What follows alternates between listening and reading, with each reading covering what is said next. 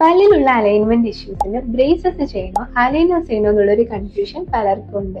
So ഇതെന്ന് പറയുന്നത് നമ്മൾ ഒരു സ്ഥലത്തിലോട്ട് ഫ്ലൈറ്റിലും ട്രെയിനിലും ട്രാവൽ ചെയ്യുന്ന പോലെയാണ്. അലൈനേഴ്സിന്റെ ജേർണി എന്ന് പറയുന്നത് ഫ്ലൈറ്റിൽ ട്രാവൽ ചെയ്യുന്ന പോലെയാണ്. കൂടുതൽ ഫാസ്റ്റർ ആയിരിക്കും, കംഫർട്ടബിൾ ആയിരിക്കും, പിന്നെ ഇൻവിസിബിൾ ആയതുകൊണ്ട് നമ്മൾ ഇത് പല്ലിൽ ഇട്ടിട്ടുണ്ട് എന്നുള്ളൊരു ഫീൽ ഉണ്ടാവില്ല.